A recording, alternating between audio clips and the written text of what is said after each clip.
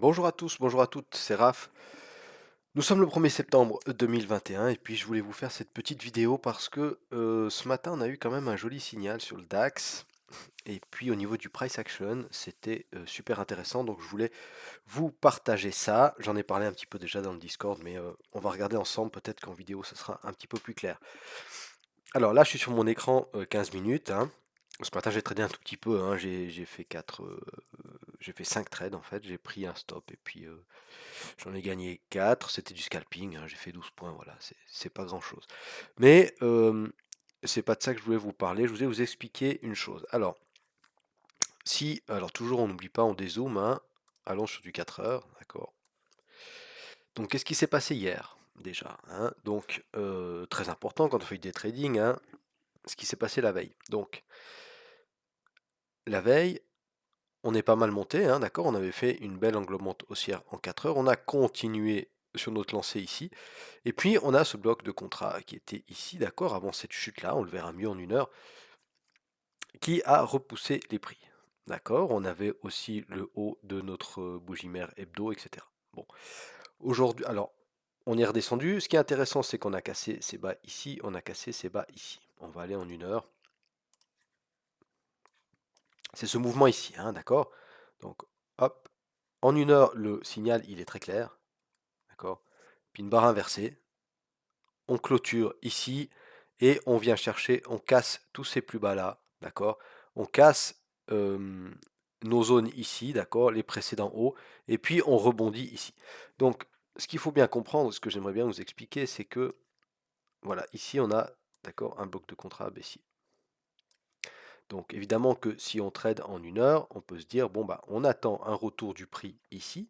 Pourquoi? Parce que on nous montre que, avec ce mouvement-là, d'accord, le but recherché, c'est d'aller faire quand même des plus bas, parce qu'on casse tous ces précédents bas-là.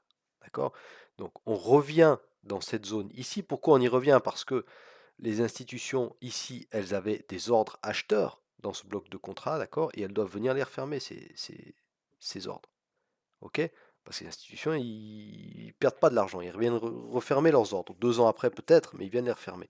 Alors là, en l'occurrence, ils sont venus refermer ces ordres pour finalement repartir dans le sens de ce beau mouvement ici. Alors, on a un bloc de contrat qui est baissier. Donc ici, hop, on a un signal, un railroad track, c'est-à-dire une bougie de force haussière, une bougie de force baissière, hop, elle est confirmée. D'accord? Donc là, on peut rentrer à la clôture de cette bougie-là, d'accord, sur la figure.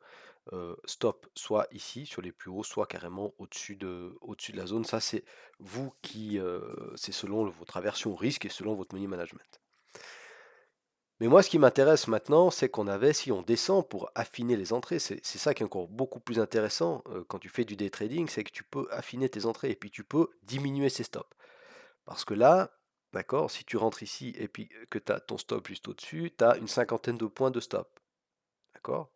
Alors, après, c'est selon chacun, hein. Moi, je trouve que c'est beaucoup. Pour moi, c'est beaucoup en tout cas. Si tu mets au-dessus, tu en as 80. Ou peut-être un peu moins, peut-être 75. Mais pour moi, c'est trop, hein. Alors, si tu es en swing, c'est bon, il n'y a pas de souci. Mais sinon, c'est beaucoup. Donc, on va faire quoi? On va essayer d'affiner cette zone-là. Donc, on descend en 15 minutes. En 15 minutes, il y avait un super truc, c'est que, hop, regardez, ici, on avait une FTR. Donc, qu'est-ce que c'est une FTR? J'ai fait une vidéo là-dessus, donc je ne vais pas tout réexpliquer, mais je vais quand même vous expliquer en vitesse, que vous compreniez.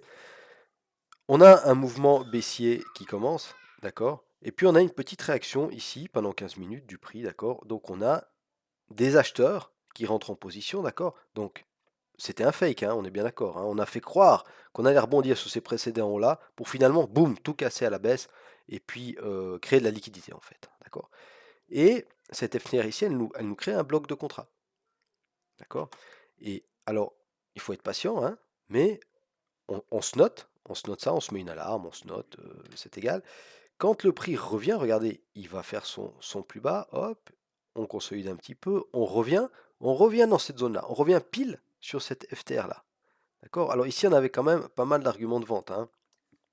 Justement, on a cette FTR. Alors, ça s'appelle la FTB. D'accord? First time back. Donc, c'est la première fois Si on revient une deuxième fois, ça vaut pas la peine, hein. Mais c'est toujours une histoire de aller fermer ces contrats qui sont ouverts. Parce que là, ce petit mouvement-là, d'accord, c'est certainement des gros qui ont acheté pour faire croire, d'accord, qu'on allait sauver ces derniers plus hauts, qu'on venait se rappuyer sur ces derniers plus hauts pour aller faire encore des plus hauts, d'accord. Et puis quand ils ont trouvé assez de liquidité, boum, ils ont vendu. Alors, nous ici, quand on revient là, c'est la première fois que c'est intéressant. Après, alors, ça peut réagir la deuxième fois, même la troisième fois, j'en sais rien. Mais le plus sécure, c'est vraiment la première fois. Ok. Donc là, on a une FTB, First Time Back. On va effacer ça. D'accord. Donc là, ça nous a vraiment permis d'affiner ce gros bloc qu'on avait fait en une heure. Ok. Donc on revient ici. Maintenant, ici, on a pas mal d'arguments. On a la R1S. D'accord? Donc ça, c'est des indicateurs. Donc ça nous donne des indications en plus. Mais vous voyez que même sans les indicateurs, le price action, il nous dit ce qu'il faut faire. D'accord? Donc nous, on attendra un signal dans cette zone ici. Mais alors, les indicateurs nous disent quoi? Nous disent il y a la R1S. D'accord? Donc c'est un niveau, c'est le niveau, les points pivots, vous savez, qui sont tradés. Donc ça nous donne un argument de plus. On a le haut de notre bougie hebdo qu'on avait défini ce week-end. D'accord? C'est aussi un argument. En plus, je crois qu'il y avait un pivot, on va afficher. Voilà, il y a la R1J aussi. Donc on a pas mal quand même d'arguments. En plus, on a les 80. 980, c'est un instit intraday qui est important, les 80. Et avec tous ces arguments, on avait quoi? En plus, on avait une bougie mère. D'accord? On a une bougie mère en 15 minutes. D'accord? On la casse, on vient la retester et on part à la baisse. Alors ça, c'est vraiment, à mon avis, c'est vraiment un cas d'école. D'accord? Donc, si on répète les arguments d'entrée à la baisse, on avait premièrement le gros bloc en une heure que je viens d'effacer. Deuxièmement, la FTR, Fail to Return, donc un bloc de contrat baissier dans une plus petite UT, c'est-à-dire en 15 minutes. Troisièmement, on avait la R1S, donc la résistance 1 hebdo. On avait la R1J, la résistance 1 journalière. On avait le haut de la bougie hebdo. On avait les 80 instits intraday. Et on avait la bougie mère avec des bougies filles qui cassent la bougie mère par le bas, le retestent et on part à la baisse. D'accord? Donc c'était vraiment un setup premium et c'est pour ça que je voulais vous le partager. Voilà, j'ai été assez rapide. J'espère que cette vidéo vous sera utile. N'hésitez pas évidemment à vous abonner à ma chaîne et puis à partager mes analyses si vous les trouvez pertinentes. À tout bientôt. Salut, bye bye.